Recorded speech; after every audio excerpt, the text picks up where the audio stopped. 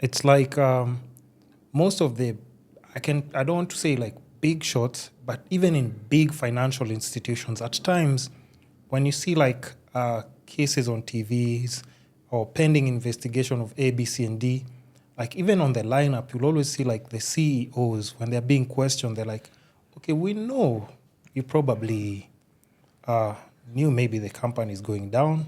They say they had no idea.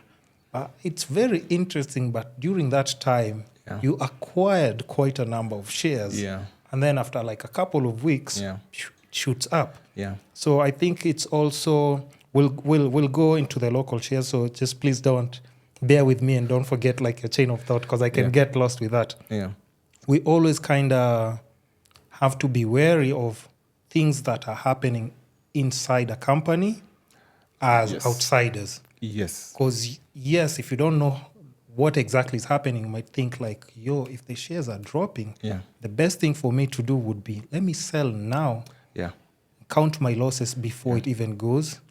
So you sell, and then like you've said, after a couple of months. Yeah, you see that kind of thing happening. But for local stocks, how I've experienced it, get some money that you can afford losing. Yeah, true. Okay, and play around with it there just to learn. Okay, learn, take time to learn, maybe a year.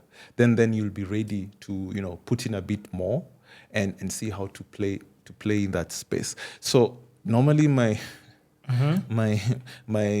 approach towards that is I look at a company and I ask myself, one, is it a monopoly or a near monopoly? I mean, that sorts you in the first place.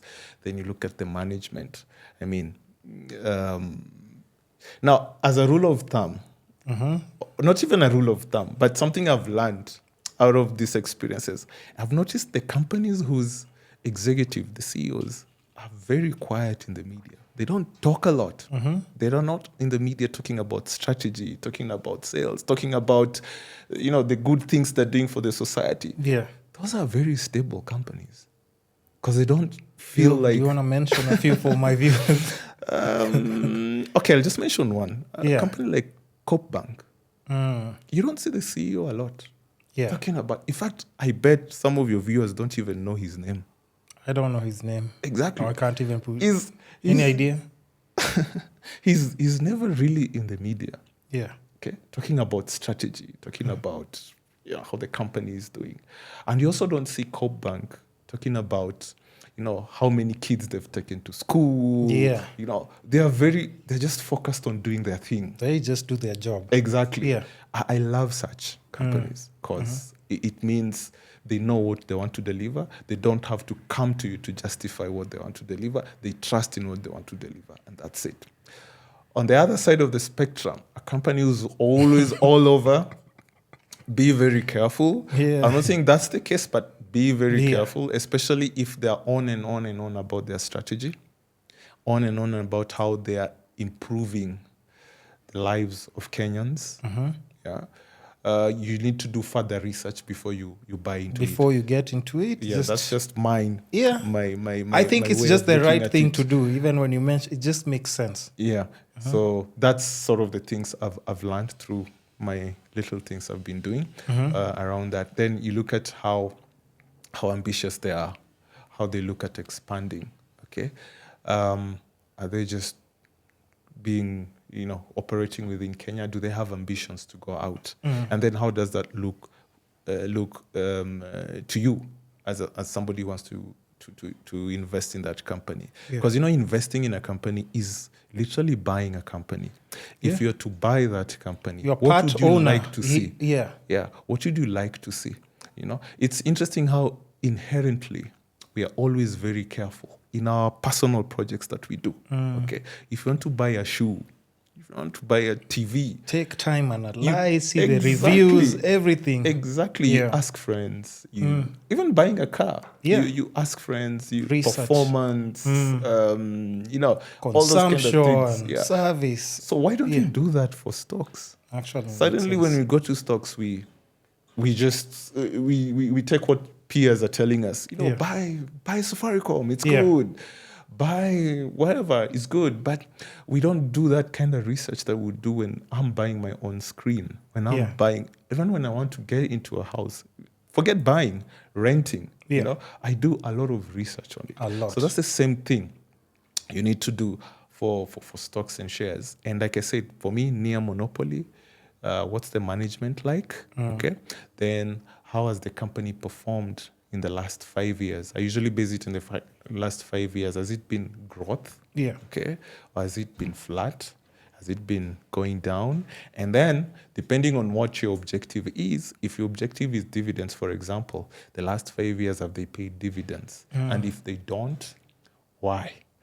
If there was a dip in performance, what are the reasons they're giving? Okay, it's very important. Yeah. Right now, and I was just mentioning it earlier, a lot of companies are giving Ukraine.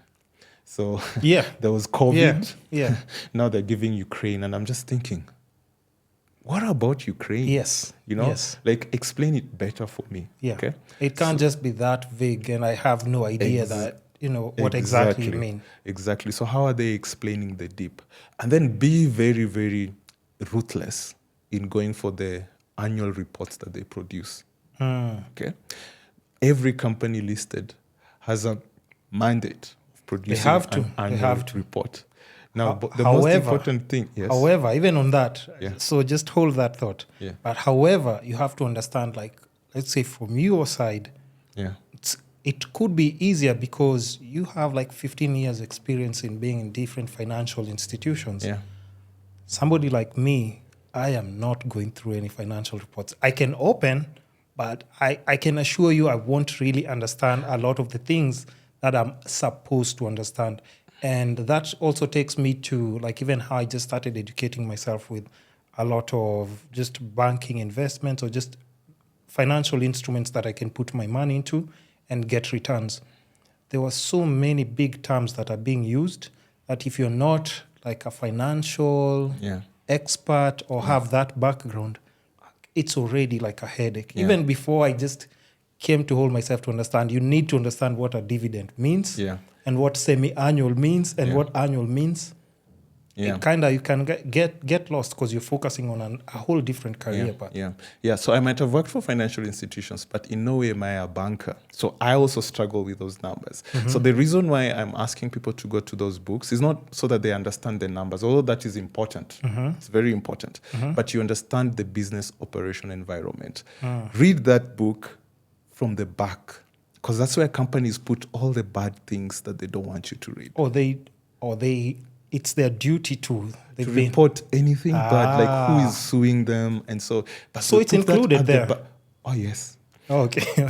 Read it from the back. They'll always start with the figures that confuse you, because they're thinking guys want to go beyond page 10. Of course, you just close the book and you're like, no, it's enough. So when I started reading them from the back, I started understanding the challenges that this company is facing. It's facing, Over and above the numbers, you'll see who is suing them. What are the chances of them winning? Yeah. What problems they have with the regulator? What problem they have with the competitors? And so on and so forth. So read it from the back, going towards the front. Let numbers be the last thing if you want to look at the numbers. But I don't look at the numbers very much. I just look at what problems are they having in their operating environment. So that's very key for me.